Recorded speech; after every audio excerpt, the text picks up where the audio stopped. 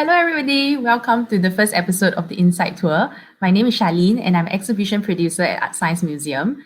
Today, I'll be sharing with you about our exhibition that I've curated and worked on called Windwalker's Theo Jansen Strandbeests. So this exhibition was presented in 2018 on our Level 3 galleries, and it is the first major Southeast Asia retrospective of Dutch sculptor Theo Jansen and his extraordinary creation, which is a series of wind-powered creatures he made using mainly PVC pipes and cable tie, and he called them Strandbeests, which you can see in the image here. And Strandbeests is actually the Dutch word for beach animals.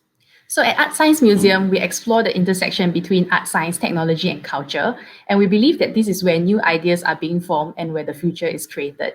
It is very important for us that every exhibition we present here articulate this ethos. When the opportunity presents to us to showcase Jansen's world-famous creation, we knew that it was a natural fit for the museum. Theo Jansen is trained as a physicist, then he became a painter before focusing his attention on creating the Strandbeests. And in a way, he is one of the many few people whose work beautifully embodies the intersection of art and science. And I think his personal philosophy, the line between art and engineering exists only in our mind, really encapsulates the idea of blurring the boundary between the different systems like art and science. From the get-go, we were presented with a collection of Strandbeests from Theo Jansen, and this includes 7 movable Strandbeests, which are capable of being reanimated, and we'll talk about them later on. 7 fossils. Fossils are actually Strandbeests that cannot be reanimated anymore, and other artifacts such as sketches, his diaries, and prototype, and also a very vast collection of audiovisual materials and photography prints of Theo Jansen and also his Strandbeests. The question now is, or the challenge in our way is, how do we want to present this collection? What is the angle of the storytelling that we want to approach? We know that this exhibition has to capture and celebrate his life work, as he has dedicated almost 3 decades of his life developing and evolving this magnificent large-scale wind-powered machine. And we want to provide a up-close and personal, almost quite intimate experience with the Strandbeests, and as much as possible, we'd like to recreate the presentation of these Strandbeests in their natural environment. We wanted to evoke the sense of curiosity and also to transport ourselves into his wondrous mind and also into the world that he has created. And in order to answer the question, we really have to understand the idea of the Strandbeests and how they were conceived. So the idea of the Strandbeests was conceived about 30 years ago in 1990, and it was originally thought as a solution to address the threat of flooding caused by the rising sea level. So Jansen envisioned these Strandbeests would be roaming the beaches with the help of the wind, pulling and piling sand on the shore to form natural barriers. What he did is that after he developed all these Strandbeests, he sort of grouped the different Strandbeests into different time periods similar to the geologic eras, and which each Strandbeest would then bear a Latin name reflective of its characteristic. So each of these geological era, as you can see in the image here, really represents a significant event or feature that shapes the process of his creation.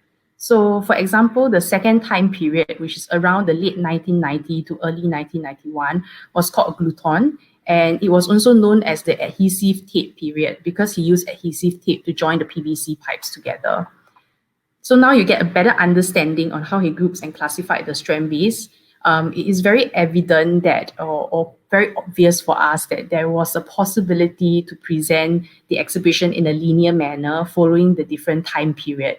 And this will allow us to go in depth into the different Strandbeests that he has created and what is the significant feature of the whole time period and understanding the processes behind it. So it's a quite an easy to follow narrative in that sense, and some sort of like a family tree, and we could explain about that. But however, I had the opportunity to meet with Theo Jansen and hear him speak about his work about 10 months prior to us staging the exhibition. There was an exhibition at Okinawa, Japan, and I went there to meet with him. And the image you see here is from the Okinawa exhibition.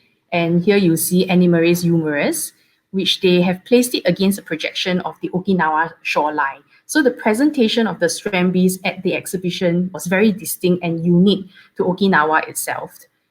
When Jansen spoke about the Strandbeests and his whole ideology, he truly believes that the Strandbeests are a new form of species and they will reign the beach of Netherlands in the future.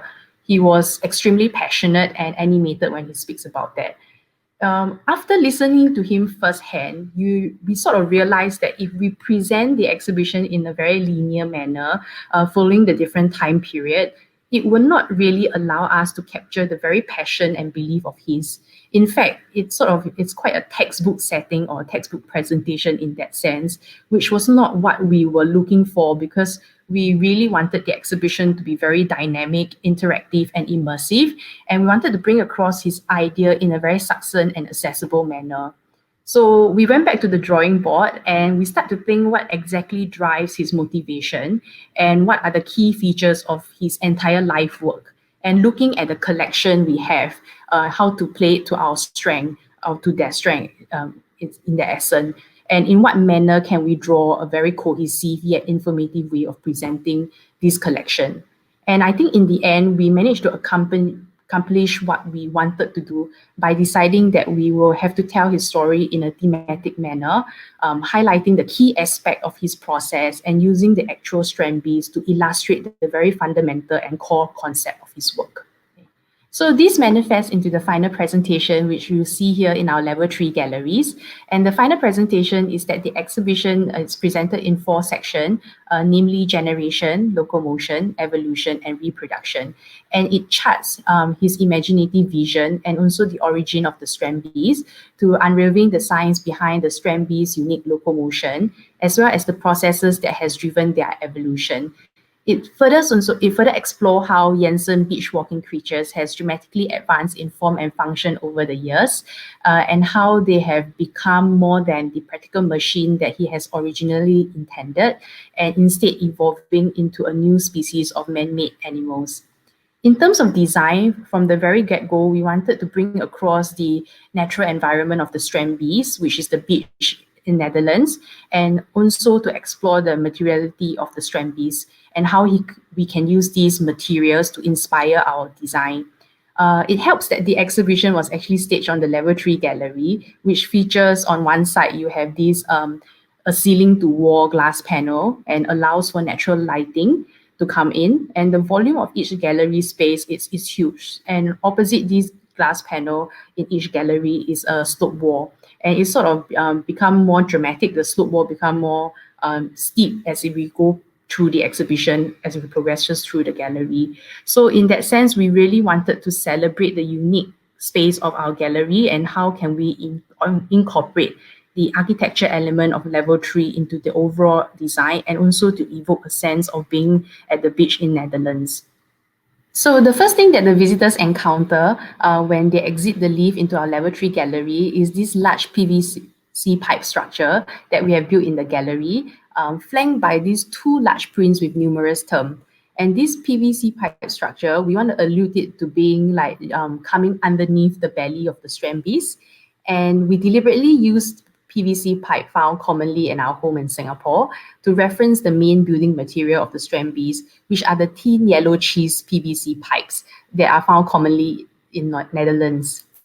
The 2 graphic prints at the side wall consist of keywords that the visitors will encounter throughout the exhibition, and we impose it on the background of a beach. But this is not just any other beach, but specifically the beach on Delft, where Jansen creates Strandbeests every summer, or in this case, we can call it their home.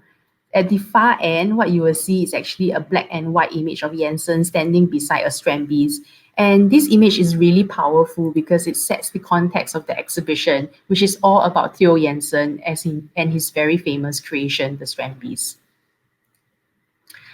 In the next gallery, it's actually the first encounter with an actual Strandbeest. And in this case, this is Animaria sabilosa, which is known as sandy beach animal. And this Strandbeest is actually one of the oldest Strandbeests we have in the collection. And it was developed during the Caledium period, which is 1993 to 1994. And this period is also known as the hot period because this is when Jansen experiments with heat gun to melt the PVC pipes to shape them. And he uses tape to connect them instead of using now what he uses now, which is cable tie. But as you can see, it's not very successful because this Strandbeest is not able to stand and is lying down on a sandpit. Since this is the first encounter the visitor will have with a Strandbeest, we opted for a very dramatic presentation so that it would be very impactful. The Strandbeests is surrounded by 3 large video projection, which is a compilation of all the Strandbeests he has created in the past 30 years. And we juxtapose these with 3 large mural prints. There is also a soundtrack running in this gallery, and it's actually the sound of the beach. So you hear the wave crashing, the wind blowing, and we really wanted to evoke the sense of being on the beach in Delft beside the Strandbeests to provide this full sensorial experience. One of the things that we really wanted to do from the get-go is that we always wanted to bring in the sand element into the exhibition because it is such an important feature in the Strandbeests story. And in fact, you can consider it as one of the main characters alongside the Strandbeests. What we ended up doing is that we opted to build several sand pits to house the Strandbeests that are no longer able to move, like Animaria sabulosa here. This also helps to act as a visual cue for our visitors, knowing that what are the Strandbeests that they can interact with and what are those that cannot be disturbed. So in the next gallery, we try to contextualize his ideology and present it in the form of text panel, video, infographics, and newspaper clipping. This gallery forms the first section of the exhibition, which is also known as Generation. And Generation is all about the production or creation of something. And in this section, we look at how the origin of his vision and also to explore the material of the Strandbeests from the type of material used to their functionality. And for me, I think this is actually a very important and one of the more interesting gallery because it really answers the question of like why and how. Like why did he decide to build the Strandbeests and how did this whole idea come about? And this whole thing goes back to 1980, and in this image you can actually see a CRT TV sitting on the same page. There's a video clip playing. It talks about a UFO sighting in Delft on a very hazy day. And it's quite hilarious because the people that were interviewed in this news clip really believed that they saw a UFO flying in the sky, and police were actually seen chasing the UFO around town. But in fact, this was actually a prank by Jansen. He made the UFO out of PVC tubes and covered it with black plastic sheeting, and there is sound-emitting pen canes attached to it. And he filled it up with helium, and then he released it in the air. And because of the weather, it was very hazy that day. It appears to be a halo around it, and people really believe that it was an UFO sighting.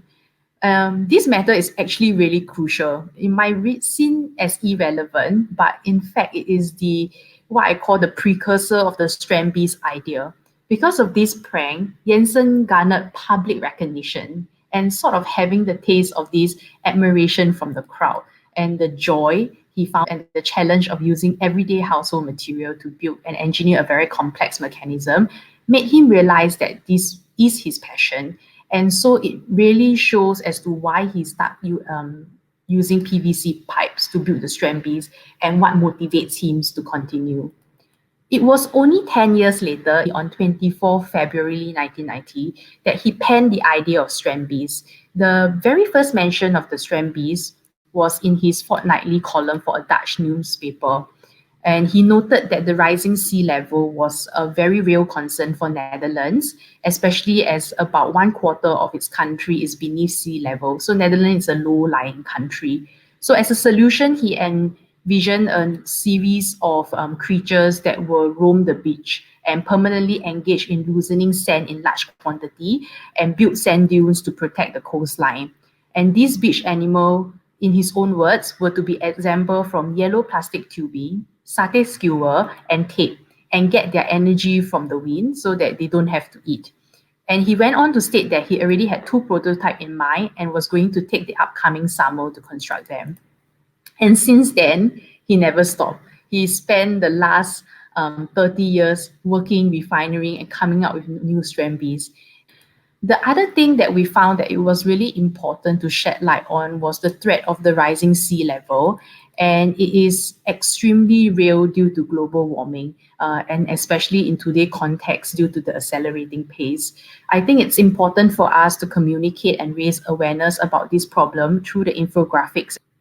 So over the past century, the global mean sea level has risen by 10 to 20 cm, and the annual rate of rise over the past 20 years has been at an alarming 3.2 millimeter a year, and this is actually twice the average speed compared to the preceding 80 years. And based on the current prediction, it seems that the ocean will rise by 28 to 98 cm by 2100. And we all know that this will result in sort of dire consequences such as destruction, erosion, the loss of habitat of the flora and fauna, as well as also impact on housing for millions of people. And it is very likely that the low-lying islands, such as Netherlands, will be submerged completely. And we have already witnessed something of a scale happening in Venice late last year. I think in Singapore, we have to realize that this is also a very real problem to us, because like Netherlands, much of our land is actually less than 15 meters above sea level, and around 30% is actually below the sea level itself.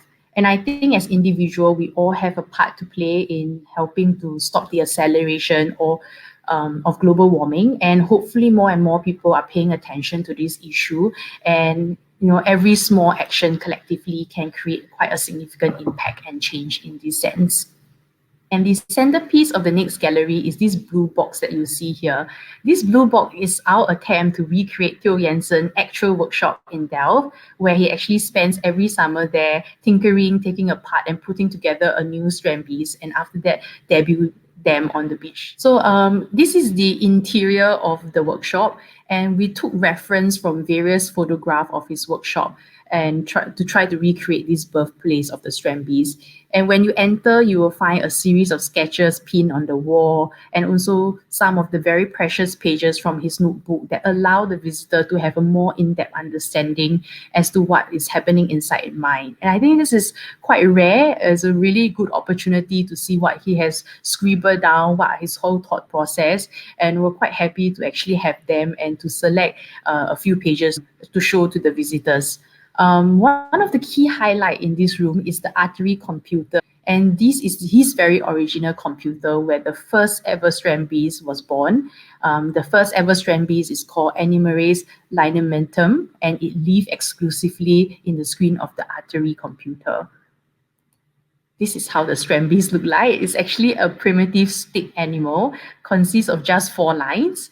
And it's what he programmed to be, and after that, from these 4 lines, it evolved into more complex creature made out of PVC pipe.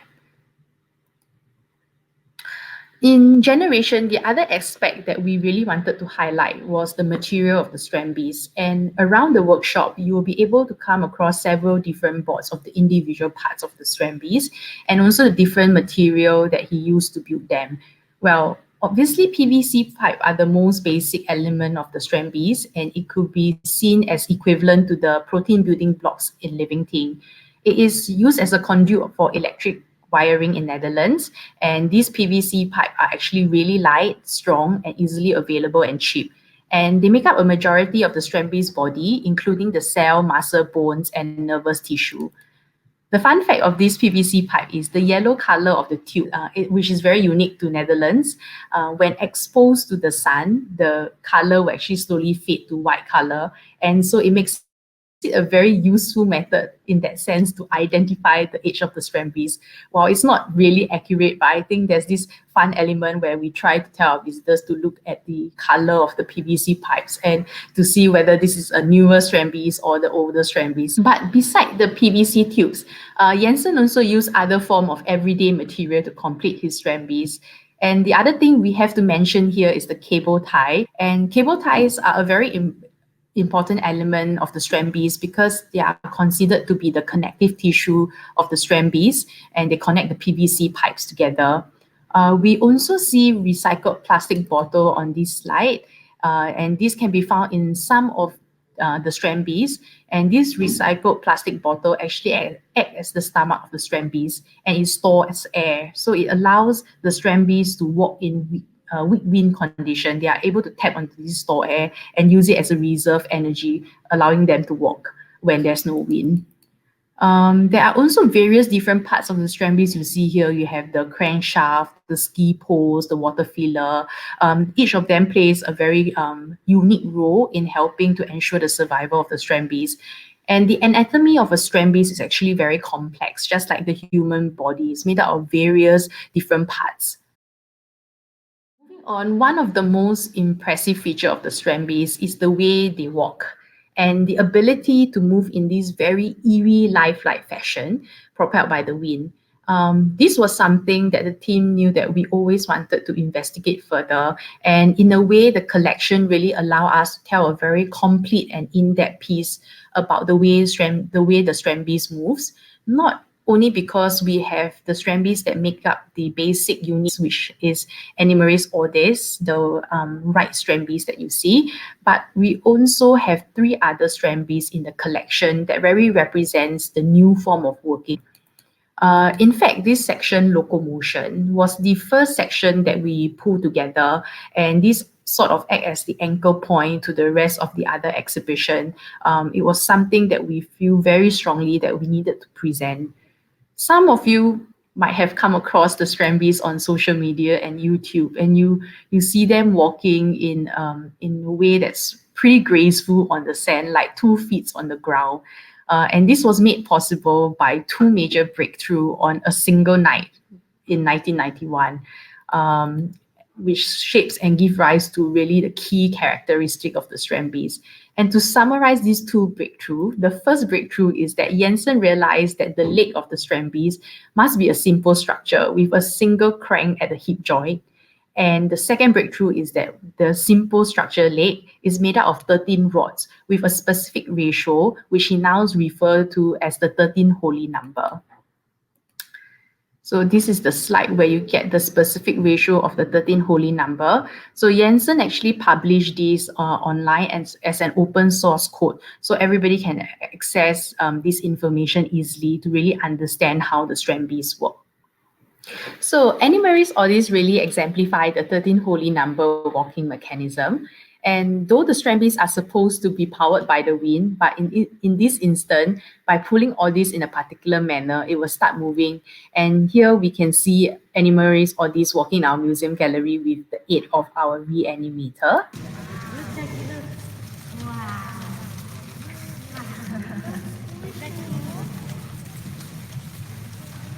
Oh, it's quite breathtaking as it walks, right? The way that the feet glides on the floor and then leaves itself in a very smooth manner.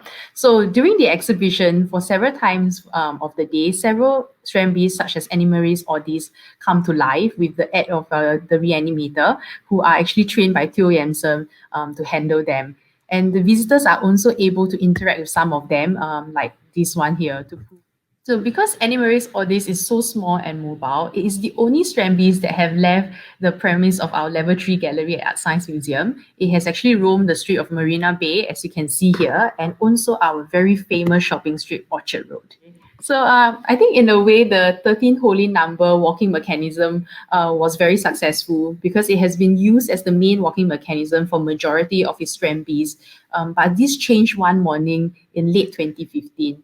And in order to really understand this, we have to go back 10 years ago during the Vaporean period, which is defined during the year 2001 to 2006. Jansen has actually created some Strandbeests that resemble the caterpillar, but do not much success because they were not able to move forward.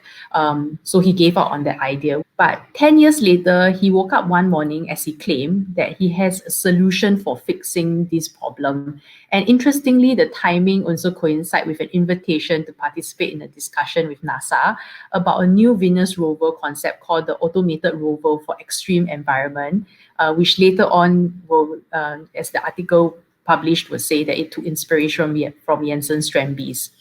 But like I've mentioned before, we were very fortunate that our collection has Animaris ordis, but also have these 3 Strandbeests that you see in the image here, because it really allows us to do a direct comparison and to discuss about the evolution of the 2 different walking mechanisms, the 13 holy number walking mechanism and the new walking mechanism that this caterpillar-like Strandbeest possesses. These 3 animals are from the Bruchus family, and as instead of using the 13 holy numbers walking mechanism to move around, what they do is they actually undulate like caterpillar. And this method was supposedly better in the sense that it allowed for better maneuvering on rough and uneven sand. And also there is a very little chance of the sand being stuck in their joint. And another advantage comparing to the old walking mechanism is that the new style of walking mechanism lowers the center of gravity of these different Strandbeests, and so it makes them more stable and less susceptible to topple over in strong wind. So over here, you can see is Bruch's Uminami walking in our gallery, and the way it moves sort of resembles the wave. The triangle segment attached to the spine actually expand and contract as it walks, creating this very flowy movement. In fact, when we staged the exhibition in 2018, this was actually the latest Strandbeest that Theo Jansen was working on. And because of the way it moves, when it was first exhibited a year ago in Mie Prefecture, Japan, the local elementary student there likened its movement to that of a sea wave. So using that sea in Japanese is umi and waves is nami, so that's why this Strandbeest is called uminami. If you'd like to see more Uminami in action on the beach itself, head over to his YouTube channel, because what he did was that he attached 2 sails in front of Uminami so that they can be propelled forward by the wind instead of being hand-pulled across. And it's quite an impressive sight to see 3 Uminami galloping at a considerable speed across the shoreline. But really, because we had all these Strandbeests in our collection, it really allowed us to showcase the 2 different mechanisms that the Strandbeests employ to walk. Rather than saying which is the better walking mechanism, I think there are pros and cons to both, obviously. And I think it's a matter of choosing which walking mechanism best suits the environment for that Strandbeest at that particular time. For example, if it's under strong wind condition, obviously the caterpillar undulating style would be more advantageous, is because it provides more stability. Maybe moving forward, the key is to combine both walking mechanisms. Well, moving away from locomotion, the next section is called evolution. And this section actually contains the most number of Strandbeests. And the intention is to actually explore the evolutionary adaptation that the Strandbeest has acquired over the years. For the Strandbeest, the main goal is survival, and it is a product of these 30 years of ongoing evolution, constant experimentation and development. And this Strandbeest has sort of advanced from the very rudimentary structure to complex creature that are able to respond to the environment condition. The 2 highlights of this section is firstly Animaris humerus, which we have come across in the first slide, and is sitting here in our gallery in the image, as you can see here. And this is actually a really huge Strandbeest, about 12 meters in length. And it's created during 2009 to 2011 during the Suicidium period, and also known as the period of self-destruction. In theory, humerus was supposed to be a very impressive Strandbeest because it contains several adaptations that allow for better survival. So the first thing is actually the bottle stomach that you can see, which is characterized by the recycled plastic bottle. And these plastic bottles store compressed air, which can then use as the reserve energy source for movement. Between the legs, you can see this ski stick, the one with the black dot in the bottom. And the ski sticks that hang next to the leg actually allow for better navigation in soft sand. And one of the most interesting features it has is this tiny little tube in front of his head here. This is actually the water filler. And this tube will be sucking in air when it's walking on the beach itself. But when the Strandbeest walk too close to the water and it starts sucking in water, it sends a change in the pressure. And what it will do is will actually stop humerus from moving forward into the sea and actually retreating back to the shoreline. However, as you might have already guessed it from the very depressing period, the period of self-destruction, humerus only lasted 26 seconds on the beach because it collapsed under its own weight. So that said, while humerus was not really successful on its natural habitat, it was actually really successful in our museum gallery. It's really impressive to see it stride across the gallery in very grand stride. And in a way, there is some elegance and poise to the walk, which is not something that you would expect from a 12-meter creature. So we have some video here for you to see humors in action.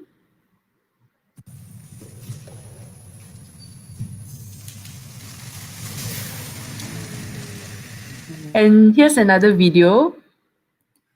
You can see it glide gracefully back to its original position.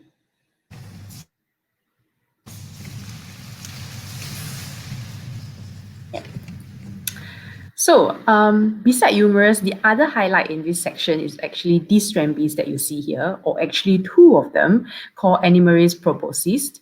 It's developed during the 2013 to 2015 era, also known as the Aryan period, and this is called the period of gentle breeze.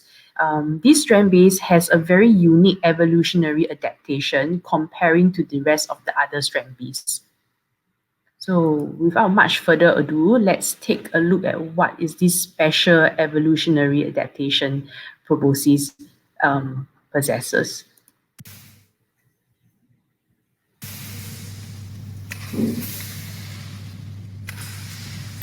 So when I discovered the movement, I didn't know how I could use it for survival. So in the video, you can see Theo actually explaining about Animaris proboscis to the media tour.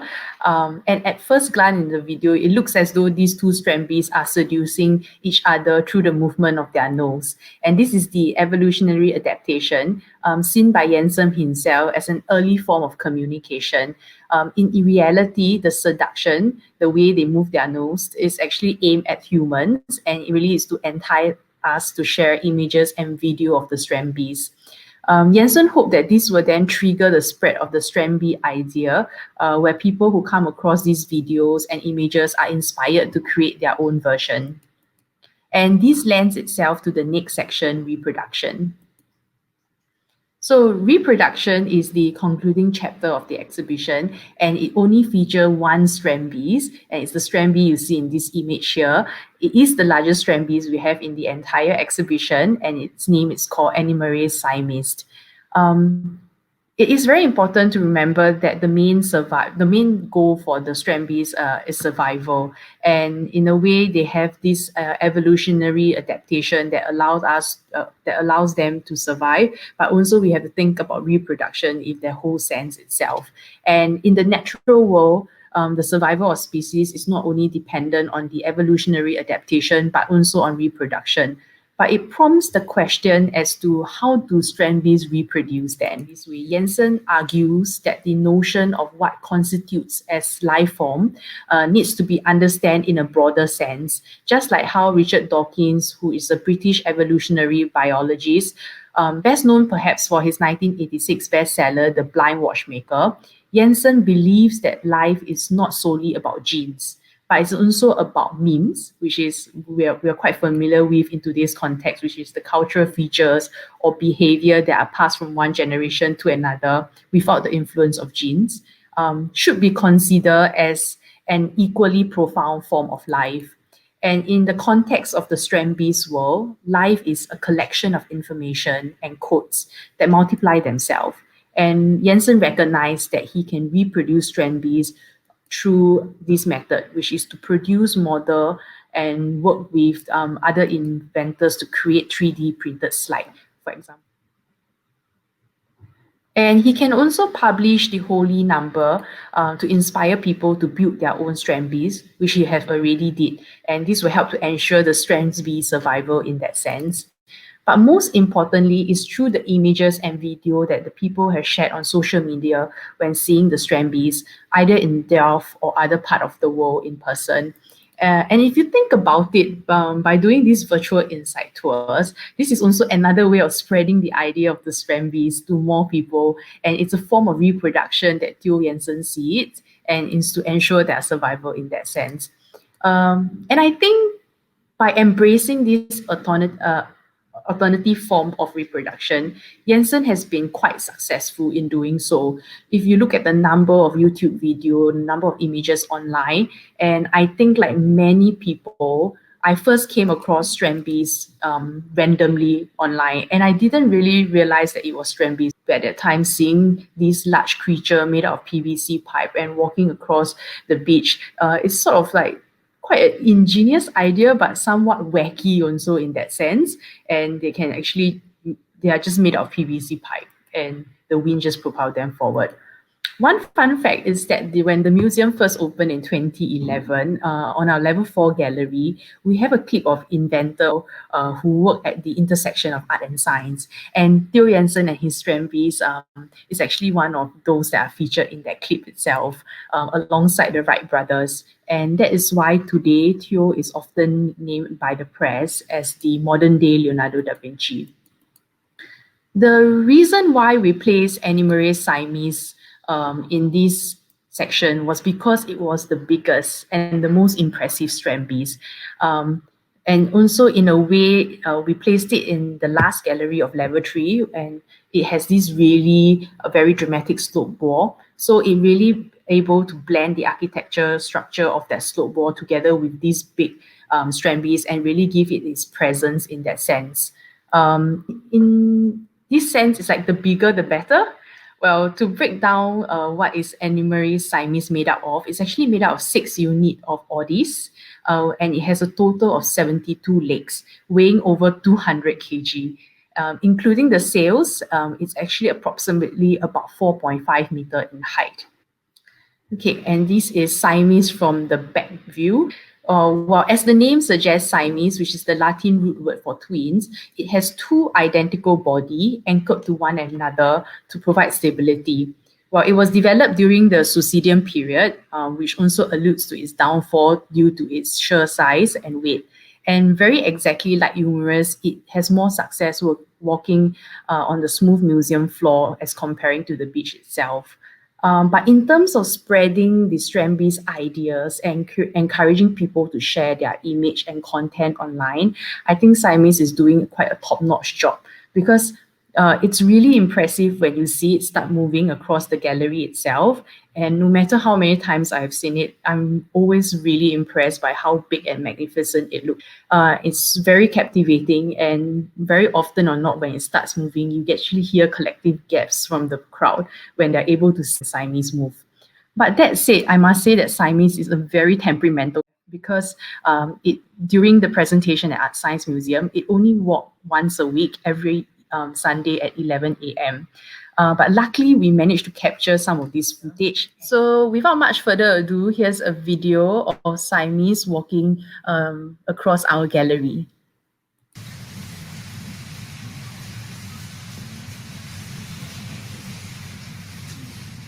So you see this animals being. So while Siamese is the last Strandbeest that we encounter in our journey, it's not the conclusion of the exhibition. The conclusion of the exhibition is that we actually commissioned a Singapore-based artist, Isabel Deju, to put up a presentation. And this is really championing Jansen's understanding and interpretation of reproduction in that sense. Very much like Jansen, Isabel was first trained in molecular biology before becoming an artist. And she presents this installation called the Backyard Lab here. And it really exemplifies the spirit of creation through the installation of a pseudo lab. We wanted to show that that innovation is not difficult. It is something that is achievable even with using everyday material. What Isabel has presented here is 3 projects using materials such like the wood that you find, and also like the different plastic spoons that you find at home and whatnot, presented in the form of sketches. So that's how the idea comes about, a video explaining about the different work and the finished product, as you see here.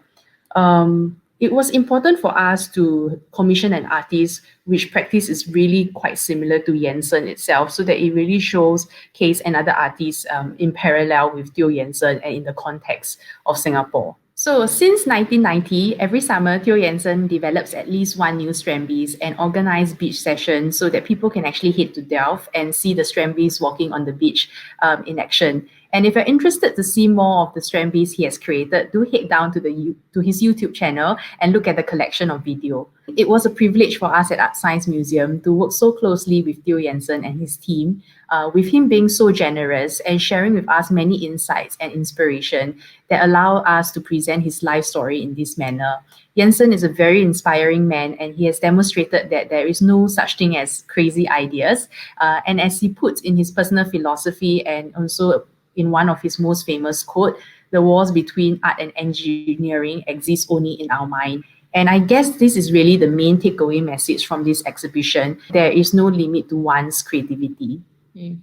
So this concludes the Insight virtual tour for Windwalker's Theo Jansen Strandbeests, and I hope you enjoy it. Thank you for watching. If you'd like to find out more about the exhibition, you can click on the link in the description.